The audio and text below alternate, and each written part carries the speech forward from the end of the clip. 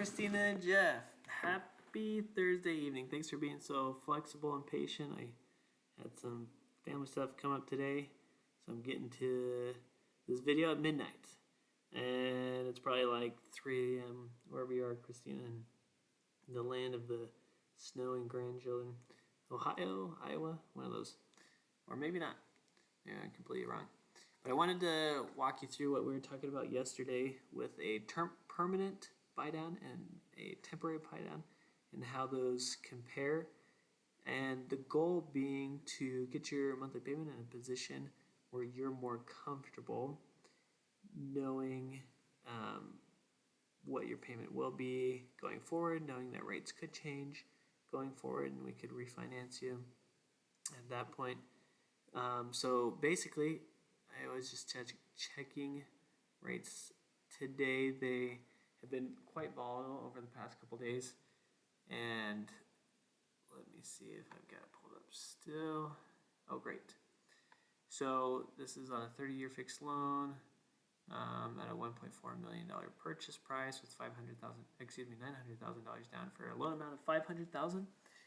So again, we've got the rates here. They usually incrementally increase by 1/8 of a percent, and at each interest rate shows who of our 30 investors is most competitive at that rate, and it shows the cost in it or points for that rate, and then it shows the principal and interest for that rate. So if we come on down here, you'll see from what we had talked about even yesterday or 2 days ago that rates have gotten a little worse, but by the time you go under contract and when we can lock in the rates, these quotes, this outline will be inaccurate. We'll have to get new quotes just because things change so quickly. So hopefully they go down. But right now at 6.624, it's showing that that's no cost, or you'd be getting actually money back. Because of the relationship that I have with Zach, we ensure that all of his clients are getting the most competitive offers. And so I am able to go to about 99.6. Again, anything below 100, we usually have to charge. So at this loan amount, it'd be about $2,000. So that puts you right at 6.4 with no money for that buy down. So 6.4 with no cost to you. So I stuck that in right here, 6.4.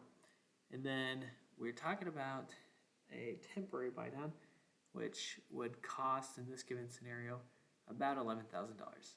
So I'll line up the permanent buy down next to that temporary buy down, and that permanent buy down, I'll show that with $11,000. And $11,000 plus the $2,000 that I'd be helping out with, so it's about $13,000. So closest interest rate is going to be 5.75. It costs $14,000, so almost there. For sake of ease, we'll just use that. So 5.75 plugged in there, and you'll see that the savings with that $11,000 is going to be $239 a month.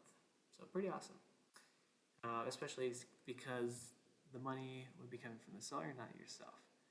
If it's yourself, you guys are thinking about buying the rate down, I don't necessarily recommend it just because rates are trending downward and anticipated to continue that route.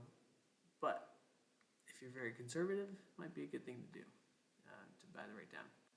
So as far as a temporary buy down, if you remember, we were talking about a 2-1 buy down in specific, which lowers the rate 2% the first year. So again, this is the rate without any permanent buy down. So it'd be 4.49% in year 1, year 2, 5.49 in year 3 and beyond, 6.49. And you'll see here's the normal principal and interest payments. This is what they are at that rate, and this is the monthly savings. And the monthly savings is going to be the cost for this, which again has to come from the seller. So $11,373 is what you would need for the seller to provide this 2-1 buy down.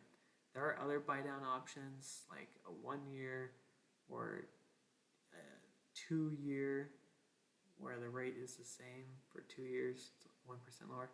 Or there's the big kahuna, which is going to be the 3-2-1. So it's 3% lower the first year, and then 2% the second, 1% the third, and then the full gambit, full interest rate on the 4th year and beyond. And that is definitely an option that we could look at if you're able to get that amount of seller concessions to help you out with that. So how that looks on paper, just apples to apples. I plugged those in here. We got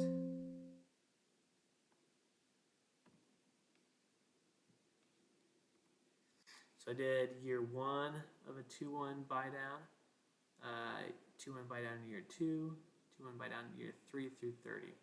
So again, to show you compared to the permanent rate down of 5.75%, year 1 you'd be saving $387 difference of going this route of the permanent buy down versus the temporary buy down.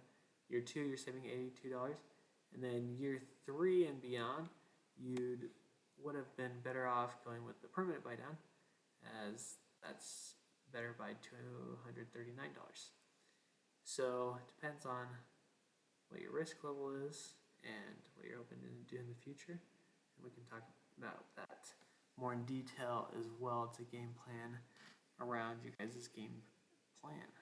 So aside from that, I know we talked about the possibility of not being able to put all your funds down at one time. I'm still waiting for an answer as far as if a recast is eligible for a jumbo loan, anything above $806,000. So if we did do this scenario where that $500,000 was tied up in the trust, you could still qualify. I'd have to rerun numbers a little bit, but you could still qualify. And once you do get that $500,000, the nice thing is you work with the servicer and you give them the paperwork needed to lower the balance, just like where the funds are coming from. They usually charge like $200 to $500 to do a recast, but you can see the monthly payment drops according to the loan amount. So $5,835 would drop to $2,917. So anyways, looking at the goal of staying within that $2,500 mark, it's mainly going to come down to either a lower purchase price, more money down, or asking for more in concessions to get that rate lower. For example, you can ask if you got more, you could do the permanent buy down or a combination of buying the rate down on the 2-1 buy down or any temporary buy down, as well as doing that program. Anyways, be happy to walk you through any scenarios and questions you had, and I really appreciate the opportunity to be working with you guys. Hope this helps, and we'll talk with you soon. Thanks so much. Bye.